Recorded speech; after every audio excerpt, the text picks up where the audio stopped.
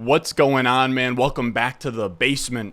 I'm Ron, and I think in this little corner of YouTube that I operate in, a decent chunk of my brand is being the Zero RB guy on YouTube. I had a really fun video I made last offseason called like Zero RB running back strategy, and it got like over 10,000 views. You guys loved that video. I broke down the strategy of Zero RB, and the whole idea of my representation of Zero RB on this channel is one, it's not the greatest strategy of all time. It's just a viable strategy. It's a strong strategy. And I think the stigma of Zero RB on YouTube, Twitter, all of that is overblown. And it's just because people don't actually understand what the strategy really is or how to use it. So you run into a lot of that on YouTube where you have creators out there making videos using Zero RB in their titles and their thumbnails to sort of benefit from the strategy, which is fine. I'm probably going to do the same with this video. Zero RB will probably be in the thumbnail or the title of this video. The issue that I have with those people is they've done zero research on the strategy and they have no idea how to actually draft a Zero RB team outside of just waiting on running back until after round 3. And that's a huge mistake, not knowing the rest of the puzzle when it comes to zero running back. So with that being said, I want to make a video highlighting their one mistake. That's going to be the title of the video.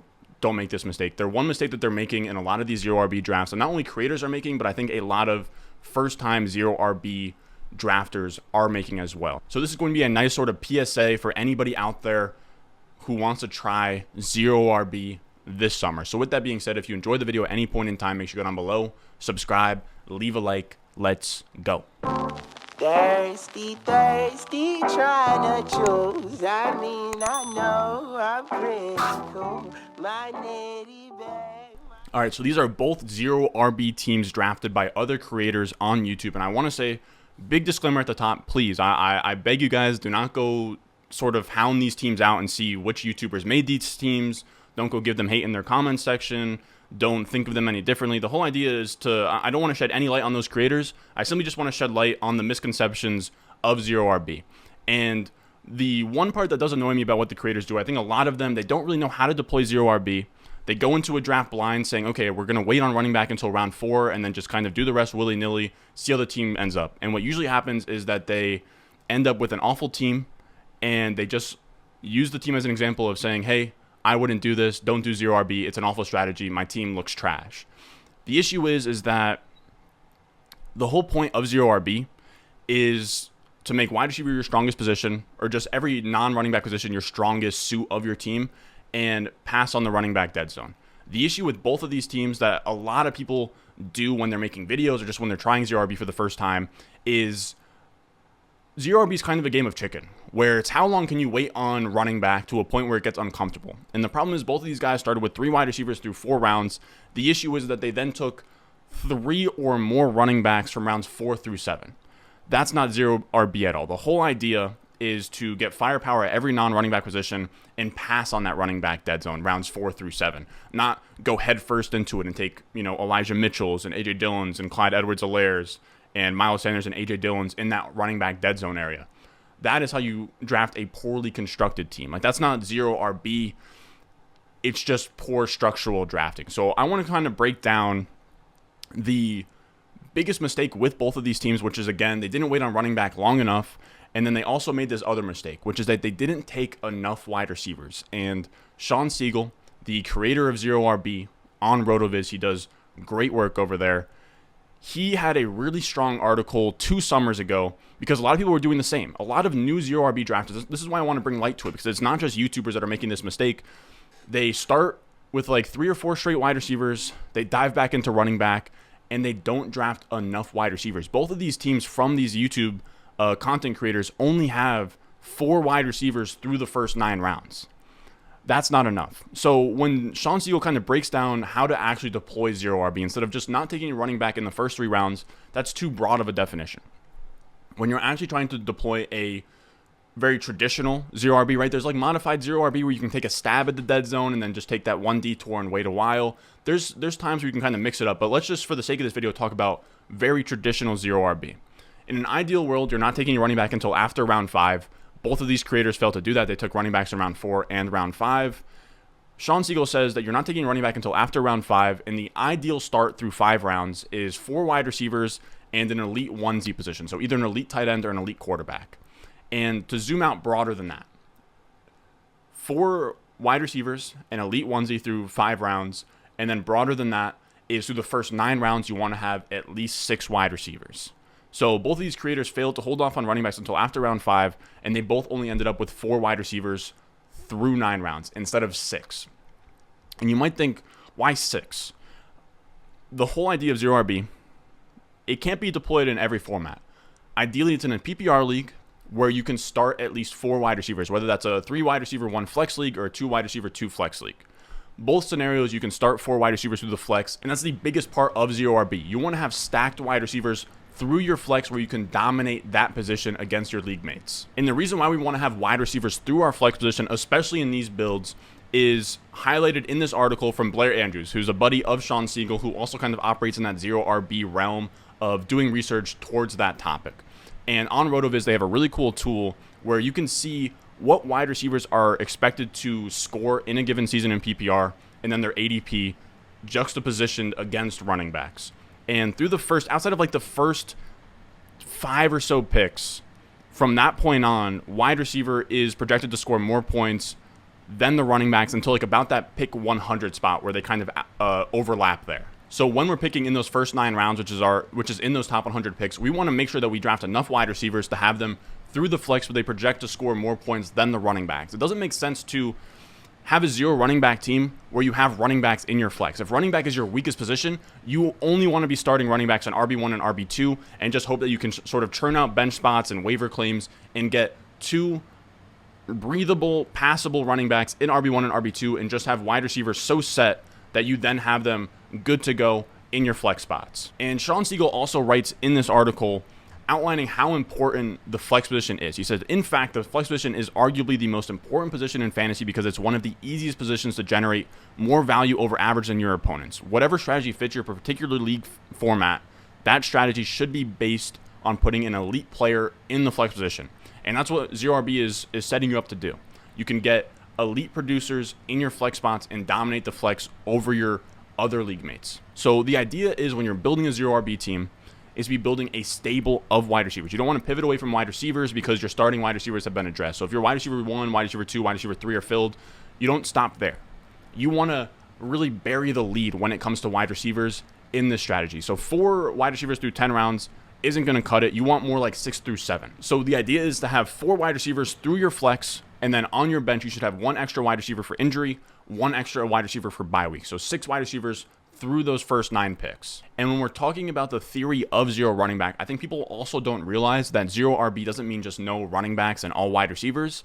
It just means less running backs early, and you are prioritizing not just wide receiver, but tight end and quarterback. You want at least an elite tight end or quarterback. Both helps a ton. Again, you just want to have your starting lineup needs to be really, really good everywhere, but your running back spot. And the whole idea with 0 RB is that it's anti-fragile. So it's this idea that you build up really big advantages at every position, and then you kind of stream your RB1 and RB2, because as we know, these running backs get hurt. We saw Akers get hurt. We saw Dobbins. We saw James Robinson. We saw Travis Etienne. We saw Chubb, McCaffrey, Derrick Henry, Saquon. All of these big name running backs, they get hurt, and you can then stream their RB2 behind them. You don't see this same phenomenon kind of go on with wide receivers where you saw Michael Thomas go down last year. Marcus Callaway did nothing. But the minute Akers goes down, Darrell Henderson is a top 4-round pick, instant bell cow in that backfield. And it's really easy to stream those RB2 type producers. As you can see in this tweet by Jacob Sanderson, Nick Chubb had 15 points per game. Montgomery was in that range. Josh Jacobs was in that range. And there were numerous streamers off of waivers that replaced that production. You had Devonta Booker in weeks 5 through 9 have 15.8 points per game. You had Darrell Williams on the Chiefs for weeks 6 through 10 have 17.8 points per game. You had Deonta Foreman 14.1 points per game from weeks 14 through 17. Cordell Patterson had 14.5 points per game on the entire season. Elijah Mitchell had 15 points per game on the entire season. So the whole idea is to not dive into that round 4 through 7 range where you're just pretty much drafting players to give you 15 points per game. You forego that, and you hope that you can get those guys off of the waiver. Now, again, 0 RB is not for everybody. If you're new to fantasy football, I don't recommend 0 RB. 0 RB is really only going to work if you are very active on waiver wires and you're making good decisions for your team where you can get 2 running backs starting in your RB1 and RB2 that won't sink the team. Now, again, a quick disclaimer, I do not claim 0 RB to be the greatest strategy of all time. I think it's simply viable, and the whole idea behind me using different strategies where we're going to break them down later on in the season, or maybe we'll do kind of these I don't know what you want to call this, whether it's kind of like not like a prequel, but a little bit of a teaser for what we're going to do in terms of a whole breakdown in August. But my main draft strategies are going to be 0 RB, double hero RB, and hero RB this fantasy season. And the whole idea is that you let the draft come to you, and based on how you're drafting running backs in those spots, you can then adapt that strategy to one of those three and fit your team through there and build dominant teams across all of your leagues. So I just simply have 0 RB in my toolbox, and I think that it's a very viable strategy when things set up for you. It's not something that you decide before the draft you're going to do. It's you're in a league that's PPR, has 4 eligible wide receiver spots, and something falls to you, or maybe you get like Chase at the 109 in your home league, you come back around and get like Devontae Adams or Travis Kelce, and then boom, from there you can really lean into it and get a 0 RB start. So I want to show you guys what that looks like on paper. I went ahead and did 2 0 RB drafts, like very traditional 0 RB drafts on Sleeper. So let's break those down real quick. All right, so this is the first 0 RB team I drafted against the Sleeper AIs from the 5 spot, and I love the top 5 picks for 0 RB this year because outside of the top 2 running backs and Jonathan Taylor and McCaffrey, I think the running backs up top are gross this year. I really don't have a ton of interest taking in like the top 5 picks, a guy like Dalvin Cook, Najee Harris, Derrick Henry, Eckler. I would much rather bet on Cooper Kupp, Justin Jefferson, Jamar Chase. And I think in home leagues, you can even push it a little bit more. I honestly think Jamar Chase went 109 in this one. I think in home leagues, you might be able to get Jamar Chase at that 1-2 turn, and Justin Jefferson might fall to like 107, 108, 109. So those are both smash picks in those spots. And in this draft at the 105, I lock in Justin Jefferson. We come back around to Mark Andrews, and we lock in that elite tight end. Now, you don't have to take an elite tight end in round 2 or round 1 for 0 RB, but an elite tight end is a great component of 0 RB because you're getting another established advantage at another position that's not the running back position, and you don't have to waste that extra roster spot if you're streaming 2 tight ends. So you can get Mark Andrews in there, set him and forget him for the rest of the season, and you're good to go. Ideally, if you're drafting an elite tight end for a 0 running back team, you can go Kelce, Andrews, Pitts, Kittle, Waller. I think all those guys work. I think you can even push it to Hawkinson, Goddard, Dalton, Schultz types. It's not going to be amazing in those areas. You'd probably want to have an elite quarterback instead, like a Lamar or a Mahomes or something like that. But I think that is something that works. Then we come back around to the 3rd, and I took Mike Evans as my wide receiver 2, just as a stock wide receiver 2 option. I probably in a normal draft, I would have taken my dog, T. Higgins, but I wanted to kind of change things up here. And then we come back around, we stack Mark Andrews with Lamar Jackson. So we actually go 2 onesie positions through the first 5 rounds, which is a little bit off of what Siegele said, where an ideal start is 4 wide receivers, 1 onesie. I think you can get away with 2 onesies, 3 wide receivers through the first 4 rounds if you end up with your 6 wide receivers through 9. I think that 6 wide receivers through 9 rounds is probably the most important component of the entire thing. So that's when we hammer wide receivers. We go Judy, we go Cooks, we go Elijah Moore, we bolster the wide receivers, all of those guys, a really good balance of upside with Judy and Elijah Moore, and Brandon Cooks is a very stable wide receiver 2 type guy. Then we took in the 8th round a very clear 0 RB type upside swing on Tony Pollard. You hope that he can carve out a role on his own that's standalone value, and if Zeke ever goes down, Pollard will give you top 10 to top 12 type production.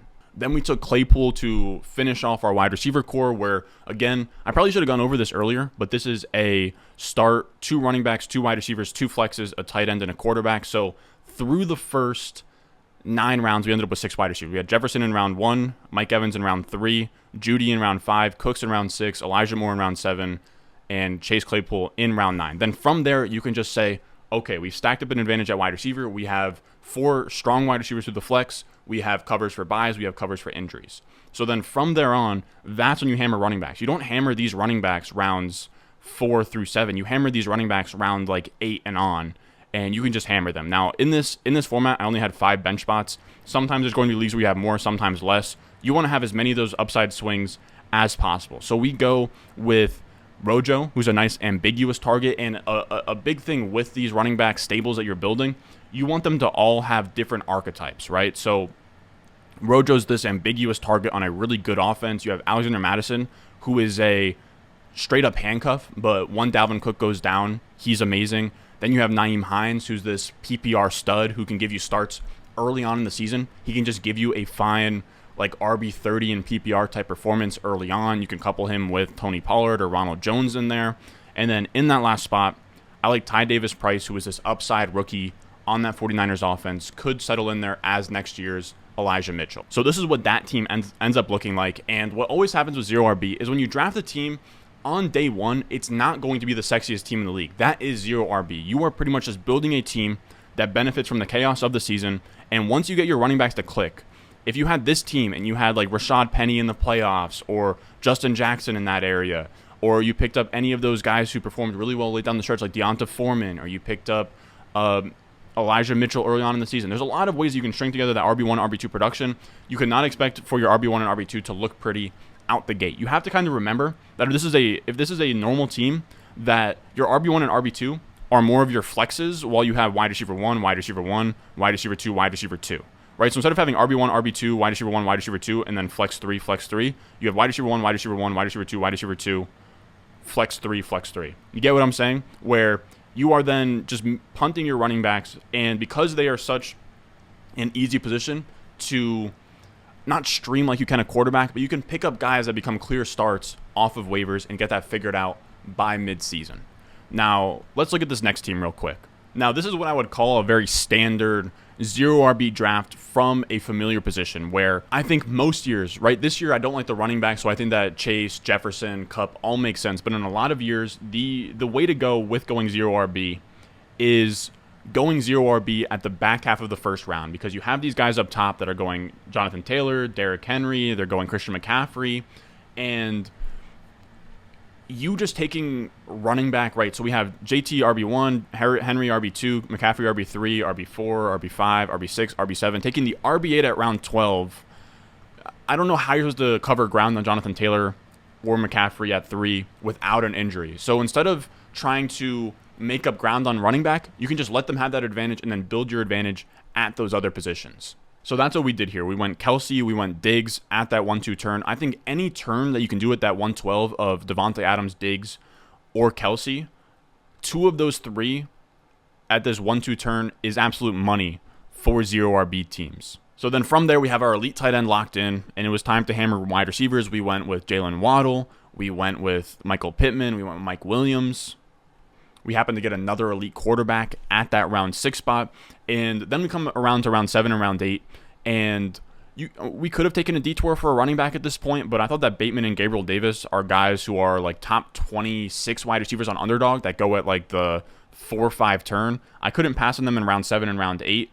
And then that is when it was time to just hammer running backs out the rest of the time. So we went Stevenson and Rojo as these ambiguous type targets. Now, a lot of these running backs have some overlap from our earlier team, but that's just because that's how the ADP shakes out right now, and those are the guys that I kind of like taking stabs on. So we have Andre Stevenson and Ronald Jones as 2 ambiguous targets in what should be pretty good offenses, KC more than New England. Then we have Madison, again, pure handcuff. We have Rachaad White, who is a rookie mystery with pass-catching upside. And then Khalil Herbert, who, again, handcuff. But I would say, I mean, they're bringing in a new coaching staff to the Bears. He could find his way into an ambiguous backfield in Chicago. So this is what this team looked like. And again, it's a little bit ugly when your running backs are Ramondre Stevenson and Ronald Jones to start out, but Kyler Murray, Stephon Diggs, Jalen Waddle, Kelsey, Pittman in your flex, Mike Williams in your flex with Bateman, Gabriel Davis off the bench, you will have, this is tight end 1, this is a elite quarterback. You are going to have elite options at every single position besides running back, and then you hope as the chaos of the season goes on that you can make up ground at running back. That is the entire point of it, and it's a fairly strong strategy when done right. So I think the takeaways from this video for a lot of beginners is if you're going to try 0RB, the main components of it are to not take a running back until after round 5 and to stack 6 wide receivers through 9 rounds, and then also be cognizant of trying to get elite onesie guys in terms of tight ends and quarterbacks. You don't want to dive headfirst into that dead zone, take a ton of running backs in that area. Be wise with when you take those detours on running backs. You only have so many through those first 9 rounds to stack up advantages everywhere else, and then also kind of steal running back talent along the way. I also want to say, again, for like the 14,000th time, I am not saying that 0 running back is this godly S-tier strategy that everyone should be deploying. It's not. But I think that it's a great way to zig when others are zagging at the back end of the first, or when you take Jefferson or Chase up top. There are good ways to deploy the strategy and have it be profitable in 2022 in leagues where you can start at least 4 wide receivers at a time and that are PPR. That is today's video. I just kind of wanted to come on here and talk about a common mistake a lot of 0RB drafters are making, especially YouTubers, where they aren't taking enough wide receivers and they're taking too many running backs in that dead zone area. So with that being said, if you enjoyed the video, if you learned something, go down below, subscribe, leave a like. If you have any questions on 0RB or how to deploy the strategy, or you have any questions about the strategy of 0RB that I didn't really cover in this video, put it down below in the comments. I'll be sure to get to that as soon as I can. And as always, I will see you guys in the next one. I got the juice, I got the juice. 10-0, Chatham's on. Foolies glad I'm home. Even my haters kinda glad I'm on. Rest in peace to my vagabond. Rapper song, singer, suspended, subpoena from Mr. Me.